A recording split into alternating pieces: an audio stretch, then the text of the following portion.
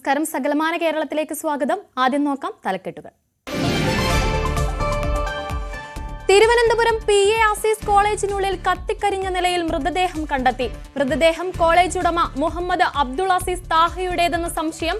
സംഭവത്തിൽ ദുരൂഹതയെന്ന മന്ത്രി GR അനിൽ.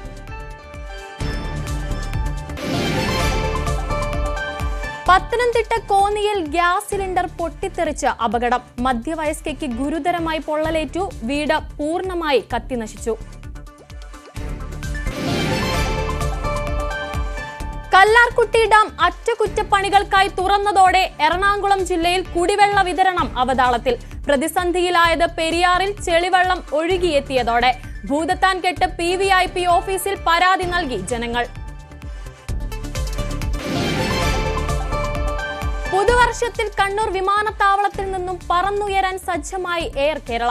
2025 മെയ്യിൽ സർവീസ് ആരംഭിക്കും. കരിപ്പൂർ വിമാനത്താവള വികസന പ്രവർത്തികൾക്ക് തുടക്കമായി. റൺവേ ഉയർത്തുന്നത് 35 ലക്ഷം ക്യൂബിക് ടൺ മണ്ണ് ഉപയോഗിച്ച്. ശിവഗിരി തീർത്ഥാടനം 2ാം ദിനം. സമ്മേളനം മുഖ്യമന്ത്രി ഉദ്ഘാടനം ചെയ്തു. ഘോഷയാത്രയിൽ അണിനിരന്ന പതിനായിരങ്ങൾ.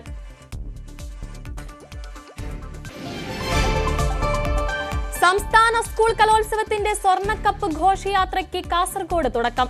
കലാപ്രതിഭകളെ വരവേൽക്കാൻ സജ്ജമായി തലസ്ഥാനം. കലോത്സവം 4-ാം തീയതി മുതൽ. MTക്ക് ഇന്ന് സർക്കാരിന്റെ ആദരം. തിരുവനന്തപുരത്ത് ടാഗോർ തിയേറ്ററിൽ അനുസ്മരണ സമ്മേളനം മുഖ്യമന്ത്രി ഉദ്ഘാടനം ചെയ്യും.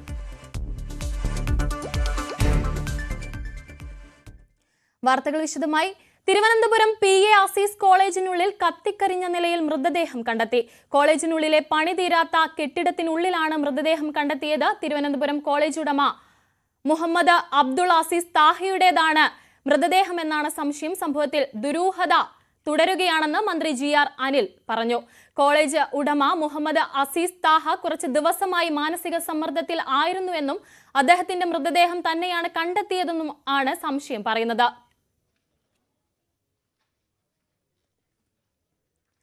ഡാൻ കുര്യനുണ്ട് വിവരങ്ങളുമായി. ഡാൻ, എപ്പോഴായിരുന്നു സംഭവം? ഇത് എങ്ങനെയാണ് ഇതിന്റെ ദുരൂഹത നീങ്ങുന്നത്? എന്തെങ്കിലും സംശയമാണ്, മൃതദേഹം അദ്ദേഹത്തിന്റെ തന്നെയാണെന്നുള്ള സംശയമാണ് പറയുന്നത്. എന്തെങ്കിലും തരത്തിലുള്ള സ്ഥിരീകരണത്തിലോട്ട് എത്തിയിട്ടുണ്ടോ? ഞങ്ങളിപ്പോൾ നിൽക്കുന്നത് ഈ PA ആസീസ് കോളേജിന്റെ PA ആസീസ് എഞ്ചിനീയറിംഗ് കോളേജിന്റെ പ്രധാന കവാടത്തിലാണ്. ഇതിന്റെ എതിർവശത്താണ് ഈ മൃതദേഹം കണ്ടെത്തിയ സ്ഥലം.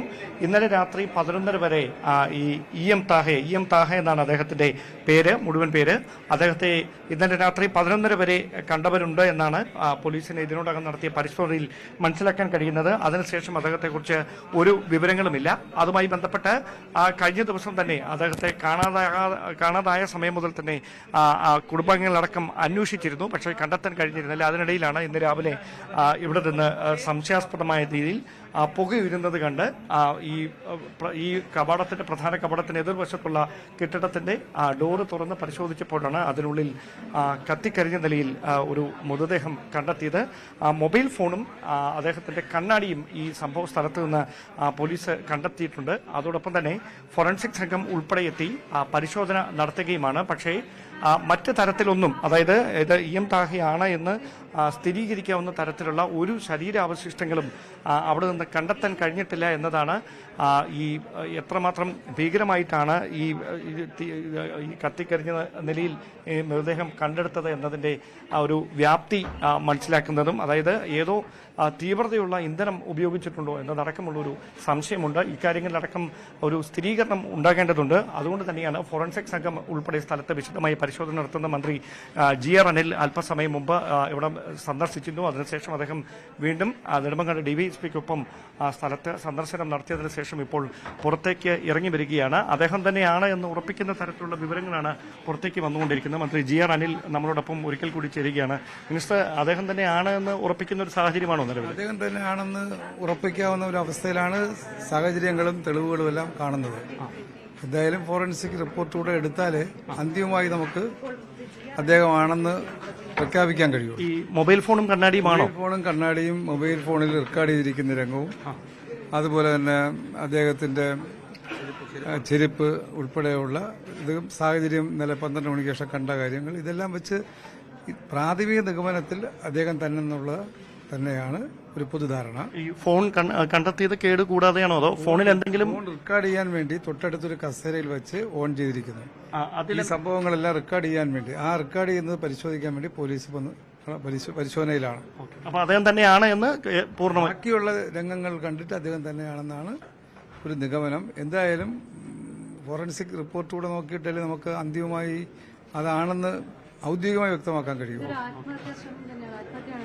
അതെ, അത് അങ്ങനെയാണ് പ്രാഥമികമായിട്ട് മനസ്സിലാക്കാൻ കഴിഞ്ഞത്. ഇനി റെക്കോർഡ് ചെയ്ത പോർഷൻ എന്താണെന്ന് കാണുമ്പോഴല്ലേ പൂർണ്ണമായിട്ടും ആ സംഭവങ്ങൾ റെക്കോർഡ് ചെയ്തിരിക്കുന്ന രീതിയാണ് കാണാൻ കഴിഞ്ഞത്. അതിനനുസൃതമായി തൊട്ടടുത്തൊരു കസേര വെച്ച് കസേരയിൽ ഫോൺ ഓൺ ചെയ്ത് വെച്ച് റെക്കോർഡ് ചെയ്തിരിക്കുന്നതായിട്ട് കാണുകയാണ്. ഈ അസ്ഥികൾ പോലും ഇല്ല എന്ന് പറയുമ്പോൾ അങ്ങനെ തീവ്രതയുള്ള എന്തെങ്കിലും ഇന്ധനം ഉപയോഗിച്ചത് അങ്ങനെ എന്തെങ്കിലും സൂചനകൾ അതിന് ഫോറൻസിക് റിപ്പോർട്ട് നല്ല അറിയാൻ കഴിയുള്ളൂ. പക്ഷെ പ്രാഥമികമായി കാണുമ്പോൾ അസ്ഥികളെല്ലാം ഉരുകി പോയിരിക്കുക.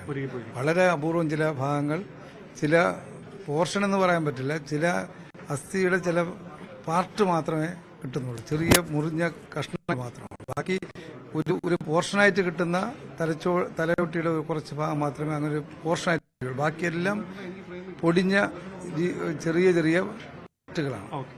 പൂർണ്ണമായി കത്തിക്കരിഞ്ഞ നിലയിലാണ് മൃതദേഹം അവിടെ നിന്ന് അതിന്റെ ശേഷിക്കുന്ന ഏതാനും ഭാഗങ്ങൾ മാത്രമാണ് കണ്ടെത്താൻ കഴിഞ്ഞിരിക്കുന്നതെന്നാണ് ഈ സംഭവ സ്ഥലം സന്ദർശിച്ച ശേഷം മന്ത്രി GR അനിൽ തന്നെ വ്യക്തമാക്കുന്നത്. നെടുമങ്ങാട് DYSPയുടെ നേതൃത്വത്തിലുള്ള പോലീസ് സംഘമാണ് ഇതുമായി ബന്ധപ്പെട്ട പരിശോധനകൾ നടത്തിക്കൊണ്ടിരുന്നത്. അതായത് കുറച്ചധികം നാളുകൾക്ക്, അതായത് ഇങ്ങനെ വളരെ അപൂർവമായാണ് ഇങ്ങനെയൊരു സംഭവം, അതായത് ശരീരഭാഗങ്ങളൊന്നും തന്നെ കണ്ടെത്താൻ കഴിയാത്ത തരത്തിൽ പൂർണ്ണമായി കത്തിക്കരിഞ്ഞിരിക്കുന്ന അവസ്ഥ. അങ്ങനെയാണ് നമുക്ക് ലഭ്യമാകുന്ന വിവരങ്ങൾ.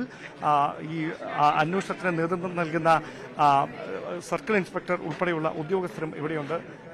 നിലവിൽ ഫോറൻസിക് സംഘത്തിന്റെ പരിശോധനയാണോ നടക്കുക അതോ നിങ്ങളുടെ പരിശോധന പൂർത്തിയായോ? Team of doctors, forensic surgeon ഉൾപ്പെടെയുള്ള ടീം ഓഫ് ഡോക്ടേഴ്സ് ഉണ്ട്.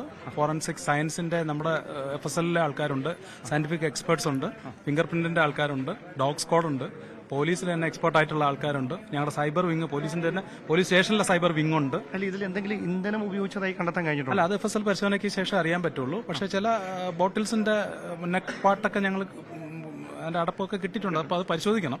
നേരത്തെ അവിടെ ഉണ്ടായിരുന്നതാണോ അത് ഇപ്പോൾ ഈ ഇൻസിഡന്റ് സമയത്ത് അതിലേക്ക് വന്നതാണോ എന്ന് ഞങ്ങൾ പരിശോധിക്കും. ഈ മൊബൈൽ ഫോണിൽ അങ്ങനെ എന്തെങ്കിലും ദൃശ്യങ്ങൾ ഇതിനോടകം വീണ്ടെടുക്കാൻ പരിശോധിച്ച് വരുന്നേ ഉള്ളൂ. നിലവിൽ ദൃശ്യങ്ങൾ അങ്ങനെയുള്ളതൊന്നും ഇപ്പോൾ അത് പരിശോധിച്ച് തുടങ്ങിയിട്ടേ ഉള്ളൂ. പരിശോധിച്ച് കുറച്ച് കഴിഞ്ഞാൽ പറയാൻ പറ്റും. അങ്ങനെയാണ് ഈ അന്വേഷണത്തിന് നേതൃത്വം നൽകുന്ന സർക്കിൾ ഇൻസ്പെക്ടറാണ് അദ്ദേഹം. നെടുമങ്ങാട് CE ആണ്. അവരുടെ നേതൃത്വത്തിലാണ് ഈ അന്വേഷണം പുരോഗമിച്ചുകൊണ്ടിരിക്കുന്നത്. ലഭ്യമാകുന്ന വിവരങ്ങൾ അനുസരിച്ച് ഈ APRCS കോളേജിന്റെ ഉടമയായ EM താഹിയുടെ മൃതദേഹമാണ് കത്തിക്കരിഞ്ഞ നിലയിൽ കണ്ടെത്തിയത് എന്ന് പോലീസ് ഉറപ്പിക്കുകയാണ്. അദ്ദേഹം ഈ ആത്മഹത്യ എന്ന് സംശയിക്കുന്ന സാഹചര്യം ബലപ്പെടുത്തുന്നത് അദ്ദേഹത്തിന്റെ മൃതദേഹ അവശിഷ്ടങ്ങൾ കണ്ടെത്തിയതിന് തൊട്ടു സമീപത്തൊരു കസേരയിൽ ഒരു മൊബൈൽ ഫോണിൽ ഇതിന്റെ ദൃശ്യങ്ങൾ ചിത്രീകരിക്കുന്നതിന് വേണ്ടിയിട്ടുള്ള ശ്രമം നടന്നിട്ടുണ്ട്. ആ മൊബൈൽ ഫോൺ അടക്കം ഫോറൻസിക് സംഘം കസ്റ്റഡിയിലെടുത്തിരിക്കുകയാണ്. അവർ വിശദമായി അത് പരിശോധിച്ചുകൊണ്ടിരിക്കുകയാണ്. അതിൽ നിന്ന് ഈ ദൃശ്യങ്ങൾ വീണ്ടെടുക്കാനായാൽ അങ്ങനെ എന്താണ് ഈ മരണത്തിലേക്ക് നയിച്ച കാര്യങ്ങൾ എന്ന് കൃത്യമായി ഉറപ്പിക്കാനാകുമെന്നൊരു നിഗമനത്തിൽ തന്നെയാണ് ഈ പരിശോധനകളടക്കം നടന്നുകൊണ്ടിരിക്കുന്നത്. വിശദമായ പരിശോധനകൾക്ക് ശേഷമാണ് പോലീസിന്റെ ഉദ്യോഗസ്ഥർക്കൊപ്പം ഫോറൻസിക് സംഘവും അതോടൊപ്പം സൈബർ പോലീസും മറ്റ് ഉദ്യോഗസ്ഥരുമെല്ലാം ഇവിടെ പരിശോധന നടത്തുന്നത്. ഇപ്പോൾ മന്ത്രി GR അനിലുമായി ഈ താഹിയുടെ ബന്ധുക്കളടക്കം സംസാരിക്കാണ്. അവർ മാധ്യമങ്ങളോട് ഒരു തരത്തിലുള്ള പ്രതികരണങ്ങൾക്കും തയ്യാറായിട്ടില്ല. അങ്ങനെ സംസാരിക്കാൻ കഴിയുന്ന ഒരു മാനസികാവസ്ഥയിലല്ല അവർ എന്നാണ് വ്യക്തമാക്കുന്നത്. അതോടൊപ്പം ഏതാനും നാളുകളായി കോളേജുമായി ബന്ധപ്പെട്ട ഒരു സാമ്പത്തിക പ്രതിസന്ധി അദ്ദേഹത്തെ ഏറെ മാനസിക സമ്മർദ്ദത്തിലാക്കിയിരുന്നു എന്ന അനൌദ്യോഗികമായ വിവരങ്ങളുണ്ട്. അത് പക്ഷേ പരസ്യമായി അതുമായി ബന്ധപ്പെട്ട പ്രതികരണങ്ങളൊന്നും നടത്താൻ കോളേജ് അധികൃതരോ അതല്ല എങ്കിൽ അദ്ദേഹത്തിന്റെ ബന്ധുക്കളോ ഒന്നും തയ്യാറായിട്ടില്ല. മറ്റ് കുടുംബാംഗങ്ങളടക്കം ഇവിടേക്ക് അല്പസമയത്തിനകം എത്തുമെന്നാണ് അറിയാൻ കഴിയുന്നത്. എന്തായാലും ഫോറൻസിക് സംഘത്തിന്റെ വിശദമായ പരിശോധനയ്ക്ക് ശേഷം മാത്രമേ ഈ മരണകാരണം എന്താണ് എന്നതടക്കമുള്ള കാര്യങ്ങളിൽ ഒരു വ്യക്തത കൈവരികയുമുള്ളൂ. തിരുവനന്തപുരം PARCS കോളേജിനുള്ളിലാണ് കത്തിക്കരിഞ്ഞ നിലയിൽ മൃതദേഹം കണ്ടെത്തിയത്. കോളേജ് ഉടമ അബ്ദുൾ അസീസ് താഹിയുടേതാണ് മൃതദേഹം എന്നാണ് പ്രാഥമിക വിവരം. പ്രത്യേകിച്ച് ഒന്നും തന്നെ ബോഡിയുടെ യാതൊന്നും അസ്ഥികളൊന്നും തന്നെ അദ്ദേഹത്തിൻ്റെതായി കണ്ടെത്താൻ കഴിഞ്ഞിട്ടില്ല. എല്ലാം ഫോറൻസിക് പരിശോധനാ ഫലത്തിന് ശേഷം മാത്രമേ സ്ഥിരീകരിക്കാൻ കഴിയൂവെങ്കിലും കണ്ണടയും മൊബൈൽ ഫോണും മാത്രമാണ് അദ്ദേഹത്തിൻ്റെതെന്ന് തിരിച്ചറിയുന്ന വിധത്തിൽ അദ്ദേഹത്തിൻ്റെതെന്ന് കണ്ടെത്താൻ കഴിഞ്ഞത്. വാർത്തയുടെ കൂടുതൽ വിശദാംശങ്ങൾ 2 മണിക്ക് സ്പോട്ട് ലൈവിൽ കാണാം. വിവരങ്ങൾ നൽകിയത് ഡാൻ കുര്യൻ. പത്തനംതിട്ട കോന്നിയിൽ ഗ്യാസ് സിലിണ്ടർ പൊട്ടിത്തെറിച്ച് വീട്ടമ്മയ്ക്ക് ഗുരുതര പരുക്ക്. വീട് പൂർണ്ണമായും കത്തിനശിച്ചു. കൊക്കാത്തോട് കോട്ടാമ്പാറയിലാണ് സംഭവം.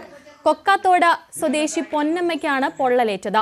ഗ്യാസ് പൊട്ടിത്തെറിച്ചുണ്ടായ ശബ്ദം കേട്ട് ഓടിയെത്തിയ നാട്ടുകാരാണ് പൊന്നമ്മയെ ആശുപത്രിയിലെത്തിച്ചത്. വീട്ടുപകരണങ്ങളും റബ്ബർ ഷീറ്റും കത്തിനശിച്ചു. വീടിനുള്ളിൽ മറ്റൊരു ഗ്യാസ് കുറ്റി ഉണ്ടായിരുന്നത് നാട്ടുകാർ എടുത്ത് മാറ്റിയതിനാൽ വൻ ദുരന്തമാണ് ഒഴിവായത്. ഇതെന്ന് പറഞ്ഞാൽ ഇവിടുത്തെ അമ്മ 2ാമത്തെ മുറി ഇരിക്കുകയായിരുന്നു. അവിടെ ഷീറ്റ് അടുക്കിക്കൊണ്ടിരിക്കുകയായിരുന്നു. അപ്പം ഞാനിവിടെ വന്നിട്ട് അങ്ങോട്ട് പോയി 10 മിനിറ്റ് ആയി. പിന്നെ വിളിച്ചൂക്കൽ കേട്ടാൽ ഞാൻ ഓടി വരുന്നു. അപ്പോഴത്തെ ഇവിടെ തീ കത്ത് കഴിഞ്ഞു. ഇവിടെ എല്ലാം കത്തി തീർന്നു. ഗ്യാസ് കുറ്റി പൊട്ടി തെറിച്ചു. കണ്ടോ, ഗ്യാസ് കുറ്റി പൊട്ടി കണ്ടോ ഇവിടെ കിടക്കുന്നത്. ഗ്യാസ് കുറ്റി പൊട്ടി തെറിച്ചിട്ടുണ്ട്. പിന്നെ റബ്ബർ ഷീറ്റും ഉണ്ടായിരുന്നു ഇതിനുള്ളിൽ. റബ്ബർ ഷീറ്റ് കുറച്ചേ ഉള്ളായിരുന്നു. അപ്പോഴത്തെ പെട്ടെന്ന് വിളിച്ചു. ഇവിടെ അടുത്ത ആണുങ്ങളാരും ഇല്ലായിരുന്നു. കുറേ കഴിച്ചപ്പോഴത്തെ എല്ലാവരും ഓടി വന്നപ്പോഴത്തെ തീ ആളി. പിന്നെ ഉക്കുന്ന കുറേ ഉപകരണങ്ങൾ മാത്രം, ബെഞ്ചും ഡെസ്കും സർവ്വ സാധനങ്ങളും കത്തിപ്പോയി. നല്ല രീതിയിൽ പൊള്ളലേറ്റിട്ടുണ്ട്. ഒരു 60% പൊള്ളലേറ്റിട്ടുണ്ട്. നമ്മൾ ഉടൻ തന്നെ അങ്ങ് ആശുപത്രിയിലോട്ട് കൊണ്ടുപോകാൻ. പിന്നെ ആൾക്കാരൊക്കെ വന്നത് ദൂരെ നിന്നൊക്കെ ഉള്ള ആൾക്കാർ പിന്നീടാവാൻ. ഇവിടുന്ന് അങ്ങോട്ട് തീ അങ്ങ് പടരുമായിരുന്നു. അപ്പോൾ ഗ്യാസ് കുറ്റി പൊട്ടിത്തെറിച്ചു. പിന്നെ വേറൊരു ഗ്യാസ് കുറ്റി നിറയിരുന്നു. അതിരുന്ന് കത്തിയിരുന്ന കോട്ടാമ്പാറ മൊത്തം പോയി. അത് പെട്ടെന്ന് ആൾക്കാർ വലിച്ച് വെളിയിൽ കളഞ്ഞു. വീട് പൂർണ്ണമായിട്ടും പോയി. വീടിന് ഇത് ഉപയോഗശൂന്യമാണല്ലോ, കാണുമ്പോഴേ അറിയാം. അതിനെ ആൾക്കും താമസിക്കാൻ കൊള്ളില്ല. ഭീകരമായ, ഇങ്ങനെ നമ്മുടെ ജീവിതത്തിൽ ഇത്രയും എൻ്റെ 53 വയസ്സുകൊണ്ട് കണ്ടിട്ട് പോലും ഇല്ലാത്തൊരു സംഭവം. കാട്ടുതീ കയറുന്ന കണ്ടിട്ടുണ്ട്, എന്നാൽ ഇങ്ങനെ തീ കണ്ടിട്ടില്ല. പെരിയാറിൽ ചെളിവെള്ളം ഒഴുകിയെത്തിയതോടെ എറണാകുളം ജില്ലയുടെ കിഴക്കൻ മേഖലയിൽ കുടിവെള്ള വിതരണം അവതാളത്തിലായി. ജനപ്രതിനിധികളുടെ നേതൃത്വത്തിൽ ഭൂതത്താൻകെട്ട് PVIP ഓഫീസിൽ പരാതി നൽകിയിരിക്കുകയാണ് ജനങ്ങൾ. കല്ലാർകുട്ടി ഡാം അറ്റകുറ്റപ്പണികൾക്കായി തുറന്നതോടെയാണ് പെരിയാർ ചെളിക്കുണ്ടായത്. ചെക്ക് ഡാമിന്റെ ബലപ്പെടുത്തലുമായി ബന്ധപ്പെട്ട് നേരത്തെ തന്നെ ഭൂതത്താൻകെട്ട് ഡാമിന്റെ ഷട്ടറുകൾ തുറന്ന് വെള്ളം ക്രമീകരിച്ചിരുന്നു. പെരിയാറിൽ വൻതോതിൽ ചെളി ഒഴുകിയെത്തിയതിനാൽ ഡാമിന്റെ ഷട്ടറുകൾ ഉയർത്തി കൂടുതൽ വെള്ളം ഒഴുക്കിവിട്ടതോടെ കുട്ടമ്പുഴ, കീരമ്പാറ, കവളങ്ങാട്, പിണ്ടിമന പഞ്ചായത്തുകളിലെ ജലവിതരണം പ്രതിസന്ധിയിലായി. കീരമ്പാറ ഗ്രാമപഞ്ചായത്ത് മുൻ പ്രസിഡന്റ് VC ചാക്കോയുടെ നേതൃത്വത്തിൽ അംഗങ്ങളും പൊതുപ്രവർത്തകരും ഭൂതത്താൻകെട്ടിലെ PVIP assistant executive engineer PK മുഹമ്മദിന്റെ ഓഫീസിലെത്തി പരാതി നൽകി. ജലവിതരണം തടസ്സപ്പെട്ടതുമൂലമുണ്ടായ ജനങ്ങളുടെ ആശങ്ക അസിസ്റ്റന്റ് എക്സിക്യൂട്ടീവ് എഞ്ചിനീയറെ ധരിപ്പിച്ചെന്ന് കീരമ്പാറ മുൻ പഞ്ചായത്ത് പ്രസിഡന്റ് VC ചാക്കോ പറഞ്ഞു. വിനോദസഞ്ചാരവുമായിട്ട് ബന്ധപ്പെട്ട് നമ്മളുടെ ചെക്ക് ഡാമിന്റെ അടിയന്തരമായിട്ടുള്ളൊരു ബലപ്പെടുത്തൽ പ്രവൃത്തിയുമായിട്ട് ബന്ധപ്പെട്ടാണ് നമുക്ക് ഷട്ടർ തുറക്കേണ്ട സാഹചര്യം ഉണ്ടായത്. അപ്പോഴും വാട്ടർ അതോറിറ്റിക്ക് ബുദ്ധിമുട്ട് വരാത്ത രീതിയിൽ പകൽ സമയങ്ങളിൽ പ്രവൃത്തി നടക്കുമ്പോൾ വെള്ളം കുറയ്ക്കുകയും വൈകുന്നേരം അടയ്ക്കുന്നതിനുള്ള നടപടിയാണ് നമ്മൾ സ്വീകരിച്ചിരുന്നത്. പക്ഷേ അത് പൂർണ്ണാർത്ഥത്തിൽ ഉപകാരപ്പെട്ടിട്ടില്ല എന്നാണ് മനസ്സിലാകുന്നത്. അതുകൊണ്ട് അടിയന്തരമായിട്ട് പണി പൂർത്തീകരിച്ച് ഇന്നിപ്പോൾ ഉച്ചയ്ക്ക് തന്നെ ഷട്ടർ അടച്ച് വെള്ളം പമ്പിങ്ങിന് ലഭ്യമാകുന്ന രീതിയിലുള്ള സംവിധാനം ഉണ്ടാക്കും. ഭൂതത്താൻകെട്ട് ഡാമിന്റെ ഷട്ടറുകൾ ഉടനെ തന്നെ അടച്ച് ജലവിതരണത്തിനുള്ള സൗകര്യമൊരുക്കുമെന്ന് assistant executive engineer Muhammad PK മാധ്യമങ്ങളോട് പറഞ്ഞു. ഭൂതത്താൻകെട്ട് ഷട്ടറുകൾ നിലവിൽ ബുക്ക് ചെയ്തതിനാൽ കീരമ്പാറ ഗ്രാമപഞ്ചായത്ത് അടക്കമുള്ള വിവിധ പഞ്ചായത്തുകളിൽ ശുദ്ധജല വിതരണം തടസ്സപ്പെട്ടിരിക്കുകയാണ്. അതുമായി ബന്ധപ്പെട്ട് ജനങ്ങളുടെ വലിയൊരു ആശങ്കയുണ്ട്. ആ ആശങ്ക അറിയിക്കാൻ വേണ്ടിയിട്ടാണ് ജനപ്രതിനിധികളും അതുപോലെ തന്നെ പൊതുപ്രവർത്തകരായിട്ടുള്ള ഞങ്ങളടക്കം ഇവിടെ എക്സിഡോ ഓഫീസുമായിട്ട് ബന്ധപ്പെട്ട് സംസാരിച്ചതിൻ്റെ ഭാഗമായിട്ട് ഇന്ന് ഉച്ചയ്ക്ക് മുതൽ ഷട്ടറുകളെല്ലാം തന്നെ താത്തി കുടിവെള്ളം വിതരണം പുനഃസ്ഥാപിക്കാനുള്ള നടപടികളെല്ലാം സ്വീകരിച്ചു തരാമെന്ന് ഉറപ്പ് പറഞ്ഞിട്ടുണ്ട് എക്സി. ന്യൂസ് 18 കോതമംഗലം. മൂന്നാറിലെ മുതിരപ്പുഴയാറിൽ പ്ലാസ്റ്റിക് മാലിന്യം അടിയുന്നു. മാലിന്യ നിർമ്മാർജ്ജനത്തിനായി ഒട്ടേറെ പദ്ധതികൾ ആവിഷ്കരിച്ചിട്ടുണ്ടെങ്കിലും പുഴ വീണ്ടും മലിനമായിരിക്കുകയാണ്. 100 കണക്കിന് കുടുംബങ്ങൾക്ക് ആശ്രയമാണ് മുതിരപ്പുഴ. ജലസേചനത്തിനുൾപ്പെടെ നിരവധി ആളുകൾ ആശ്രയിക്കുന്നു. പുഴ ശുചീകരിക്കാൻ പഞ്ചായത്തടക്കം ഒട്ടേറെ പദ്ധതികൾ ആവിഷ്കരിച്ചിരുന്നു. എന്നാൽ ഒരിടവേളയ്ക്ക് ശേഷം പുഴയിൽ വീണ്ടും പ്ലാസ്റ്റിക് അടക്കമുള്ളവ തള്ളുന്നതായാണ് പരാതി. எவ்வளோ சீக்கிரம் இந்த முதிரப்புழை ஆறை பாதுகாத்து இது சம்மந்தப்பட்ட அதிகாரிகள் இதை பாதுகாத்து இது ஆயிரக்கணக்கான மக்கள் குடித நீராகவும் உபயோகப்படுத்துகிறாங்க. அதனால் மக்களுக்கு வேண்டி சம்மந்தப்பட்ட அதிகாரிகள் இதை பாதுகாக்கணுன்றதான் மூணார் மக்களுடைய மிகப்பெரிய ஒரு கோரிக்கையாக. ശുചിമുറി മാലിന്യവും പുഴയിലേക്ക് ഒഴുക്കുന്നതായി ആരോപണമുണ്ട്. രാത്രിയുടെ മറവിലാണ് മാലിന്യം തള്ളുന്നത്. മുതിരപ്പുഴയെ മാലിന്യമുക്തമാക്കാൻ കർശന ഇടപെടൽ വേണമെന്ന ആവശ്യം ശക്തമാണ്. ന്യൂസ് 18 മൂന്നാർ. പുതുവർഷത്തിൽ കണ്ണൂർ വിമാനത്താവളത്തിൽ നിന്നും പറന്നുയരാൻ സജ്ജമായി എയർ കേരള സർവീസ്. 2025 മെയ് മാസത്തിൽ സർവീസ് ആരംഭിക്കുന്നതിനുള്ള ധാരണാപത്രത്തിൽ കിയാലും എയർ കേരളയും ഒപ്പുവെച്ചു. തുടക്കത്തിൽ ആഭ്യന്തര സർവീസുകളായിരിക്കും ആരംഭിക്കുന്നത്. കുറഞ്ഞ ചിലവിൽ വിമാനയാത്ര സാധ്യമാക്കുക എന്ന ലക്ഷ്യവുമായാണ് എയർ കേരള സർവീസ് ആരംഭിക്കുന്നത്. വടക്കൻ കേരളത്തിലെ ടൂറിസം സാധ്യതകൾ കൂടി പ്രയോജനപ്പെടുത്തും വിധമായിരിക്കും കണ്ണൂരിൽ നിന്നുള്ള സർവീസുകൾ. ആദ്യഘട്ടത്തിൽ ATR വിമാനങ്ങൾ ഉപയോഗിച്ച് ആഭ്യന്തര സർവീസുകൾ ആരംഭിക്കും. പിന്നീട് സിംഗിൾ അയൽജെറ്റ് വിമാനങ്ങൾ ഉപയോഗിച്ച് അന്താരാഷ്ട്ര സർവീസുകളും ആരംഭിക്കാനാണ് പദ്ധതി. ഇന്റർനാഷണൽ ഓപ്പറേഷൻ വരുമ്പോഴേക്ക് 20 എയർക്രാഫ്റ്റ് എങ്കിലും വേണം. അത് ATR നിർബന്ധമില്ല, പക്ഷേ 20 എയർക്രാഫ്റ്റ് എന്നുള്ളതിലേക്ക് ഞങ്ങൾ ഗ്രാജുവലി ഇൻക്രീസ് ചെയ്യും. ബിഗിനിങ്ങിൽ ATR കൊണ്ടാണ്, അത് ഗ്രാജുവലി ഞങ്ങൾ എന്ത് ചെയ്യും, പിന്നെ അത് നാനോ ബോഡിയിലേക്ക് മൂവ് ചെയ്യും. ഒരു 15 എബോവിലേക്ക് വരുന്ന സമയത്ത് പിന്നെ നമ്മൾ നാനോ ബോഡിയിലേക്ക് വന്ന് കാരണം ലോങ്ങസ്റ്റ് റൂട്ട് എടുക്കാൻ. ധാരണാപത്രത്തിൽ എയർ കേരള CEO ഹരീഷ് കുട്ടിയും കിയാൽ ചീഫ് ഓപ്പറേറ്റിംഗ് ഓഫീസർ അശ്വിനി കുമാറും ഒപ്പുവെച്ചു. വാർത്താ സമ്മേളനത്തിൽ എയർ കേരള ചെയർമാൻ അഫി അഹമ്മദും കിയാൽ MD C ദിനേഷ് കുമാറും ധാരണാപത്രം പരസ്പരം കൈമാറി. എയർ കേരള സർവീസ് ആരംഭിക്കുന്നത് കണ്ണൂർ വിമാനത്താവളത്തിന്റെ വളർച്ചയ്ക്ക് മുതൽക്കൂട്ടാകും. ന്യൂസ് 18 കണ്ണൂർ. കരിപ്പൂർ വിമാനത്താവള വികസന പ്രവൃത്തികൾക്ക് തുടക്കമായി. റൺവേ ആൻഡ് സേഫ്റ്റി ഏരിയ മണ്ണിട്ടുയർത്തി ദീർഘിപ്പിക്കുന്ന ജോലിയാണ് ആരംഭിച്ചത്. റസ അഥവാ റൺവേ എൻഡ് സേഫ്റ്റി ഏരിയ ദീർഘിപ്പിക്കലാണ് പ്രധാന നിർമ്മാണം. ടേബിൾ ടോപ്പ് വിമാനത്താവളമായ കരിപ്പൂരിൽ റസ നീട്ടേണ്ടത് വലിയ വിമാനങ്ങൾ സർവീസ് പുനരാരംഭിക്കാൻ അനിവാര്യമാണ്. ഇതിനായാണ് കഴിഞ്ഞ വർഷം 12.5 ഏക്കർ ഭൂമി ഏറ്റെടുത്തത്. ഭൂമി ഏറ്റെടുത്ത് മാസങ്ങൾ പിന്നിട്ടിട്ടും നിർമ്മാണം വൈകുന്നത് വലിയ വിമർശനങ്ങൾക്കിടയായിരുന്നു. ഈ സാഹചര്യത്തിൽ മാസങ്ങൾക്കുള്ളിൽ പ്രവൃത്തി പൂർത്തീകരിക്കാനാണ് എയർപോർട്ട് അതോറിറ്റിയുടെ നീക്കം. ഭൂമി പൂജയോടെയാണ് റസ നിർമ്മാണം തുടങ്ങിയത്. എല്ലാം റെഡിയായിട്ട് വന്നിരിക്കുകയാണ്. ഇവിടെ TV ചൂണ്ടിക്കാണിച്ചതുപോലെ നല്ലൊരു ടീം സ്പിരിറ്റ് ഞങ്ങളുടെ ഇടയിൽ വന്നിട്ടുണ്ട്.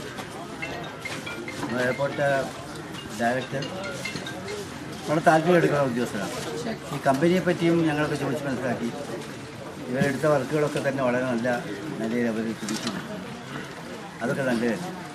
നമുക്കെല്ലാവർക്കും അറിയാം, നമ്മൾ വളരെ കാലത്തെ കാത്തിരിപ്പിന് ശേഷമാണ് ഇങ്ങനെയുള്ളൊരു തീരുമാനത്തിലേക്ക് എത്തിച്ചേർന്നത്. റൺവേയുടെ രണ്ടറ്റങ്ങളിലും നിലവിൽ 90 മീറ്റർ വീതമാണ് റസ. അത് 240 മീറ്റർ വീതമാക്കാൻ ഓരോ ഭാഗത്തും 150 മീറ്റർ വീതം നീളം കൂട്ടണം. 35 ലക്ഷം ക്യൂബിക് ടൺ മണ്ണാണ് പ്രവൃത്തിക്കായി എത്തിക്കുക. ന്യൂസ് 18 മലപ്പുറം. മകരവിളക്ക് തീർത്ഥാടനത്തിനായി ക്ഷേത്രനട ഇന്നലെ തുറന്ന ശേഷം ശബരിമലയിൽ തീർത്ഥാടകരുടെ വൻ തിരക്ക്. തന്ത്രി കണ്ഠരര് രാജീവരുടെ സാന്നിധ്യത്തിൽ മേൽശാന്തി S അരുൺകുമാർ നമ്പൂതിരിയാണ് ഇന്നലെ നട തുറന്നത്.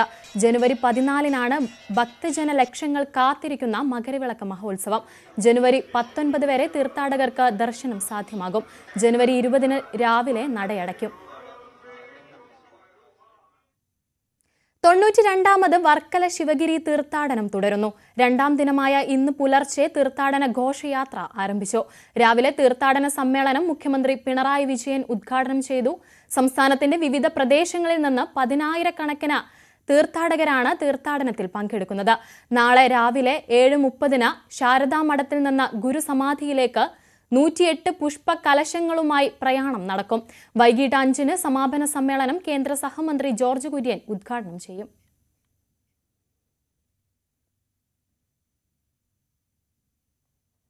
സംസ്ഥാന സ്കൂൾ കലോത്സവത്തിന്റെ സ്വർണ്ണക്കപ്പ് കാസർഗോഡ് നിന്നും പ്രയാണം ആരംഭിച്ചു. കാഞ്ഞങ്ങാട് ദുർഗ ഹയർ സെക്കൻഡറി സ്കൂളിൽ രാജ്മോഹൻ ഉണ്ണിത്താൻ MP സ്വർണ്ണക്കപ്പ് പ്രയാണം ഉദ്ഘാടനം ചെയ്തു. കാഞ്ഞങ്ങാട് നഗരസഭാ ചെയർപേഴ്സൺ KV സുജാത, പൊതുവിദ്യാഭ്യാസ ഉപഡയറക്ടർ TV മധുസൂദനൻ തുടങ്ങിയവർ ചടങ്ങിൽ സംബന്ധിച്ചു.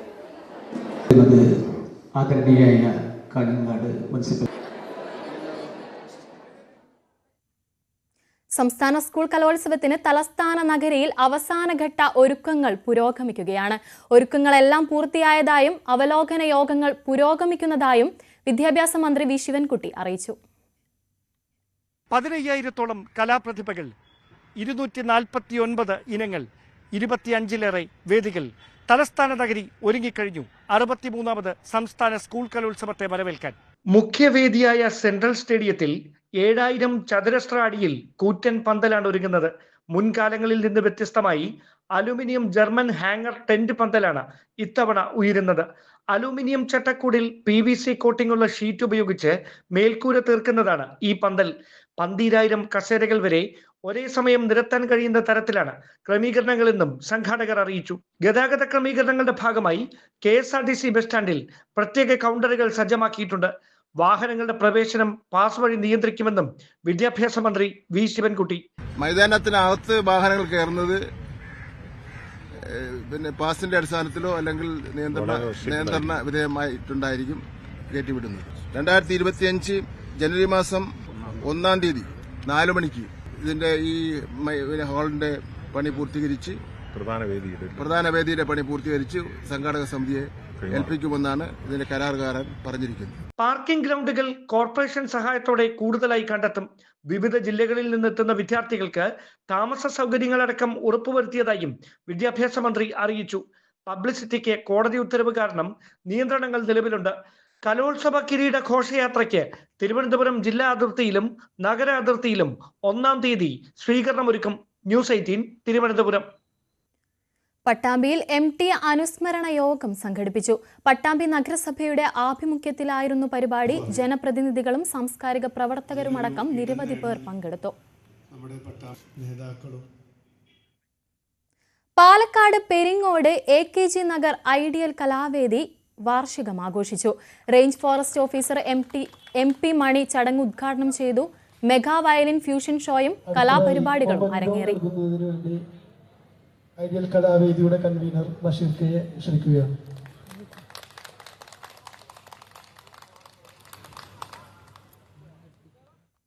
പെയിന്റിംഗ് തൊഴിലാളികൾ ഒറ്റ മനസ്സായി ഇറങ്ങിയതോടെ സഹയാത്ര ചാരിറ്റബിൾ ട്രസ്റ്റിന്റെ 3 നില കെട്ടിടം കളറായി. പാലക്കാട് ചാലിശ്ശേരിയിലാണ് പുതിയ കെട്ടിടം നിർമ്മിച്ചത്. ചാരിറ്റബിൾ ട്രസ്റ്റായ സഹയാത്രയ്ക്കായി 3 നില കെട്ടിടമാണ് യാഥാർത്ഥ്യമാക്കിയത്. കെട്ടിടത്തിലെ പെയിന്റിങ്ങിനായാണ് 100-ലേറെ തൊഴിലാളികൾ ഒത്തുകൂടിയത്. തീർത്തും സൗജന്യമായിരുന്നു സേവനം. 3 മണിക്കൂർ കൊണ്ട് പെയിന്റിംഗ് പൂർത്തിയാക്കി. ഭിന്നശേഷിക്കാരുടെ പുനരധിവാസത്തിനും ജീവകാരുണ്യ പ്രവർത്തനത്തിനുമാണ് കെട്ടിടം നിർമ്മിച്ചത്. മെയിൻ കോൺട്രാക്ടേഴ്സായി നിൽക്കുന്നവർ നമ്മളുമായിട്ട് ബന്ധമുണ്ടായിരുന്നു. ആ ബന്ധം നമ്മൾ ഉപയോഗിച്ചു. ആദ്യം അവരെ ഞങ്ങൾ വെച്ചിട്ടൊരു മീറ്റിംഗ് വിളിച്ചു സഹയാത്രയുടെ ഇതിൽ. എന്നിട്ടൊരു ഗ്രൂപ്പ് ഉണ്ടാക്കി. ആ ഗ്രൂപ്പിൻ്റെ ഭാഗമായിട്ട് ഈ കാര്യങ്ങൾ മുന്നോട്ട് വെച്ചു. അപ്പോൾ അവർ ഇത്ര പേരെ ഞങ്ങൾ പങ്കെടുപ്പിക്കാം എന്ന് നമുക്ക് ഉറപ്പ് നൽകിയതിൻ്റെ ഭാഗമായിട്ടാണ് നമ്മൾ കൂടിച്ചേരലുണ്ടായത്. 3 ജില്ലകളിൽ നിന്നുള്ളവരാണ് പെയിന്റിങ്ങിനായി എത്തിയത്. ഇവരെ കൂടാതെ സഹയാത്രാ ഭാരവാഹികൾ ജനപ്രതിനിധികളും പങ്കെടുത്തു. ഞങ്ങളെ സംബന്ധിച്ച് വലിയ സാമ്പത്തിക പ്രതിസന്ധിയിലൂടെയാണ് കടന്നു പോകുന്നത്. കേരളത്തിലെ അപകടത്തിലും അസുഖങ്ങളാലും ശരീരം തളർന്നുപോയ മനുഷ്യർക്ക് 3 മാസം ഭക്ഷണവും താമസവും ഉൾപ്പെടെ ഇവിടെ സൗജന്യ ചികിത്സ കൊടുക്കുന്നൊരു കേന്ദ്രമാണ്. നിരവധി ആളുകൾ ഇപ്പോൾ ചികിത്സയ്ക്ക് വേണ്ടി നമ്മളോട് ആവശ്യപ്പെട്ടുകൊണ്ടിരിക്കുന്ന ഘട്ടത്തിലാണ് 20 സെന്റ് സ്ഥലം ബാലകൃഷ്ണൻ എന്ന് പറയുന്ന VV ബാലകൃഷ്ണൻ എന്ന് പറയുന്ന ഇതിൻ്റെ പ്രസിഡന്റ് നമുക്ക് തരുന്നത്. അങ്ങനെയാണ് പൂർണ്ണമായും പൊതുസമൂഹത്തിൻ്റെ സാമ്പത്തിക സഹായത്തോടെയും നിരവധി നിർമ്മാണ വസ്തുക്കളുടെ സഹായത്തോടും കൂടിയാണ് സഹയാത്രയുടെ കെട്ടിടം ഇന്ന് ഈ അവസ്ഥയിലെത്തിയത്. സിനിമാ കലാ സംവിധായകൻ അജയൻ ചാലിശ്ശേരിയായിരുന്നു ഡിസൈൻ തയ്യാറാക്കിയത്. ന്യൂസ് 18 പട്ടാമ്പി. സ്റ്റംപാട്ട് എന്ന കലാരൂപത്തിന് പുതുജീവൻ നൽകുകയാണ് ഒരു ചിത്രകാരൻ. തിരുവനന്തപുരം വർക്കല ഹരിഹരപുരം സ്വദേശി ഡഗ്ലസ് ആണ് ഈ കലാരൂപത്തിന് പിന്നിൽ. മഷിയോ ബ്രഷോ പെൻസിലോ ഉപയോഗിക്കില്ല. പകരം ബ്ലാക്ക് പൗഡറും കടലാസും ചുരുട്ടി തയ്യാറാക്കുന്ന ഉപകരണവും കൊണ്ട് ക്യാൻവാസിലൊരുക്കുന്ന ചിത്രകലാരീതിയാണ് സ്റ്റംപാട്ട്. ബ്ലാക്ക് ആൻഡ് വൈറ്റ് ചിത്രങ്ങൾ വലുപ്പത്തിൽ തയ്യാറാക്കാൻ സ്റ്റംപാട്ട് ഉപയോഗിച്ചിരുന്നു. ഫോട്ടോയ്ക്ക് സമാനമായി അതിസൂക്ഷ്മമായ സവിശേഷതകളും ഉൾക്കൊള്ളിക്കാമെന്നതാണ് പ്രത്യേകത.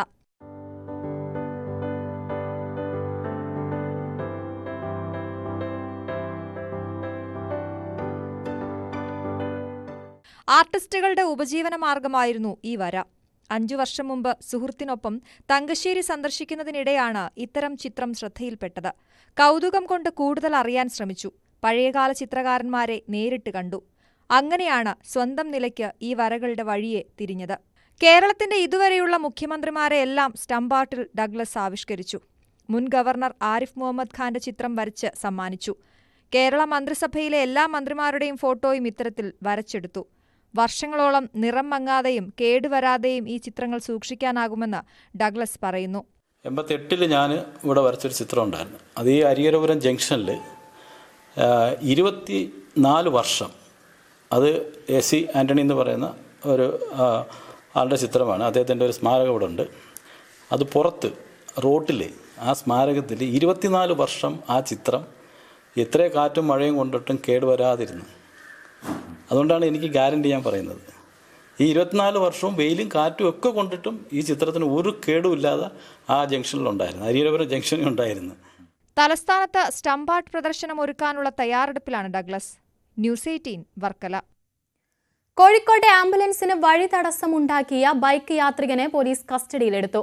വയനാട്ടിൽ നിന്നും കോഴിക്കോട് മെഡിക്കൽ കോളേജിലേക്ക് പോകുന്ന ആംബുലൻസിന് 22 കിലോമീറ്ററോളം ദൂരമാണ് വഴി തടസ്സമുണ്ടാക്കിയത്.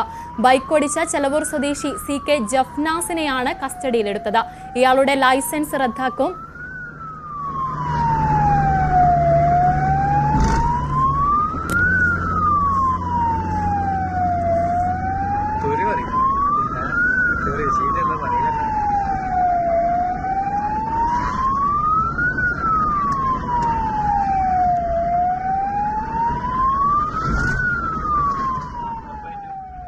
MS അനീഷ് കുമാർ ഉണ്ട് വിവരങ്ങളുമായി. അനീഷ്, 22 കിലോമീറ്ററോളം ദൂരമാണ് ഇയാൾ ആംബുലൻസിന് വഴി തടസ്സമായി നിലനിന്നത്. എന്തെങ്കിലും തരത്തിലുള്ള ഉദ്ദേശമുണ്ടായിരുന്നോ? എന്താണ് സംഭവം? പലപ്പോഴും ഇത്തരം സംഭവങ്ങൾ നമ്മൾ കാണാറുണ്ട്. പ്രത്യേകിച്ച് ഉദ്ദേശമൊന്നും കാണാറില്ല. ചില ആളുകളുടെ ഒരു സ്വഭാവ വൈകൃതമെന്ന് വേണം ഇതിനെ വിശേഷിപ്പിക്കാൻ. വയനാട്ട് മേപ്പാടിയിലെ ബിംസ് എന്ന സ്വകാര്യ ആശുപത്രിയിൽ നിന്നും കോഴിക്കോട് മെഡിക്കൽ കോളേജ് ആശുപത്രിയിലേക്ക് രോഗിയുമായി വരികയായിരുന്ന ആംബുലൻസിലാണ് മാർഗതടസ്സം സൃഷ്ടിച്ചത്. ഏതാണ്ട് അടിവാരത്ത് നിന്നും കുന്നമംഗലം വരെ 22 കിലോമീറ്റർ ദൂരത്തോളമാണ് ഇയാൾ ആംബുലൻസിന് മാർഗതടസ്സം സൃഷ്ടിക്കുകയും ചെയ്തത്. പിന്നീട് ഈ ആംബുലൻസ് ഡ്രൈവർ അടക്കം പരാതി നൽകുകയും ഇതിന്റെ ദൃശ്യങ്ങൾ പുറത്തു വരികയും ചെയ്തു. ഇതിന്റെ അടിസ്ഥാനത്തിൽ പോലീസ് ഈ ബൈക്കിന്റെ ഉടമയായ CK ജഫ്നാസ് എന്നയാളെ, ചെറുപൂർ സ്വദേശിയാണ്, ഇയാളെ കസ്റ്റഡിയിൽ എടുത്തിട്ടുണ്ട്. ഇയാള് ഇനി RTO ഓഫീസറുടെ മുമ്പാകെ ഹാജരാക്കുകയും ചെയ്യും. പിന്നീട് ലൈസൻസ് റദ്ദാക്കും എന്നാണ് പോലീസ് അറിയിച്ചിരിക്കുന്നത്. ലൈസൻസ് റദ്ദാക്കാനുള്ള നടപടികൾ RTO സ്വീകരിക്കുമെന്നാണ് പോലീസ് അറിയിച്ചിരിക്കുന്നത്. MS അനീഷ് കുമാറാണ് വിവരങ്ങൾ നൽകിയത്. സകലമാന കേരളം പൂർണ്ണമാവുകയാണ്. ഇനി സ്പോട്ട് ലൈവുമായി ടോം കുര്യാക്കോസ് ചേരും.